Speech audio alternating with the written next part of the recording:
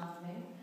Sinenkwa means rock woman. And when I was given that name at 13 years old, the medicine man told me that the vision that he had was of a rock that still had crevices with little bits of soil and plants and stuff could still sprout out from it. So, the time I was 13, and in my mind I was like, oh, rock woman? How was that cool?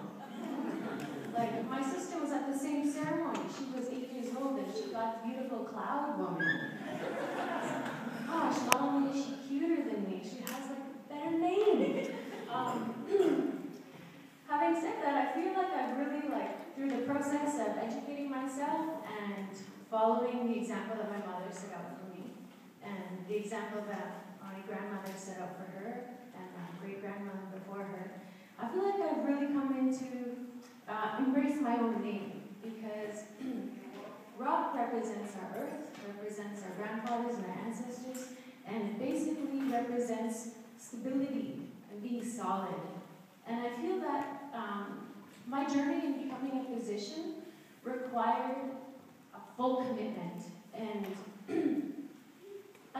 it took about 10 years for me to get through the education part of it until I was ready to work and practice on my own. But in order to get through that 10 years, there was a lot of really lonely times in my, sorry, it's hard to talk about, but there was a lot of really lonely moments for me where I felt really distant from my family and my community and all the people that I loved. Because that's what medicine required of me. It required a sacrifice and perseverance. And I was able to do that because of our people and our culture. And now as a family physician, I have the privilege of serving my people in rural Manitoba. So I deliver a lot of babies, so I bring new life into this world. I actually help it. I take care of sick people when they're in hospital. And at the end of the spectrum, I help people pass on. And more importantly, what I've learned through all that is that no matter what stage of life you're at,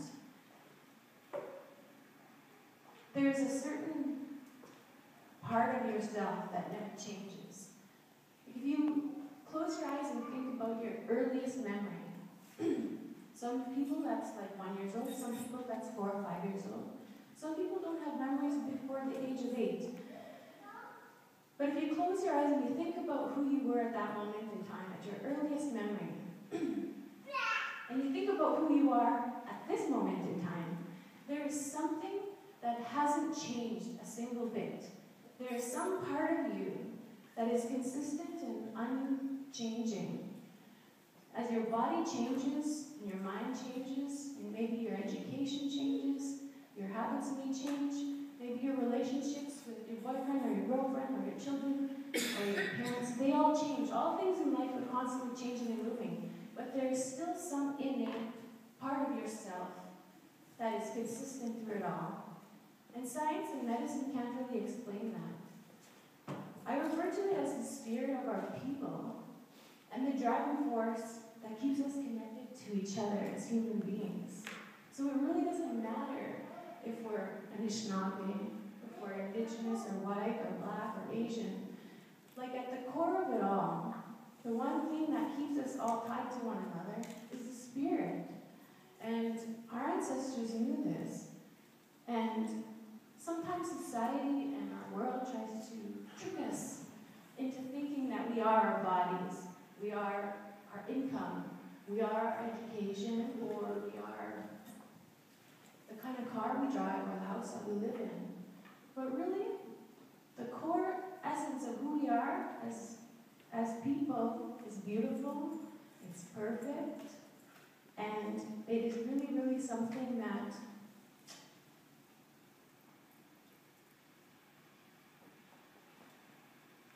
we can only appreciate once we open up our hearts and slow down our minds and just be silent and listen. And for me, Idle No More is a beautiful thing.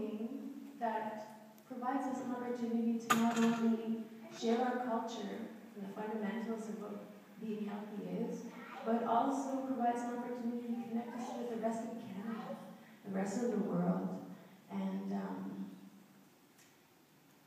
and you know, really allow us to show others the generosity that we as Indigenous people have to offer.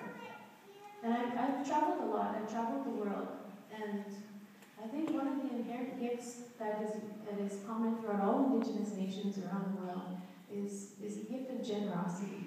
I've never, ever witnessed more generosity anywhere. Indigenous people, even when they have very little to give, they will give it all. And I think that's a really, really important value to continue to pass on to the future generations.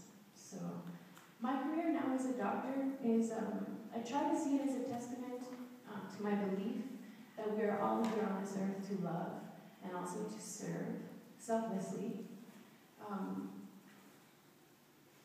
And if we continue to move forward with that belief, then there is absolutely no way we can go wrong. I didn't actually plan on coming up here and talking, but I thank you for the opportunity to share some of my thoughts and feelings. And I really, really look forward to all the awesome things that are developing in this community here. Like, you guys are so amazing. And your songs and your dances are just so powerful. It's hard not to be moved by seeing them. So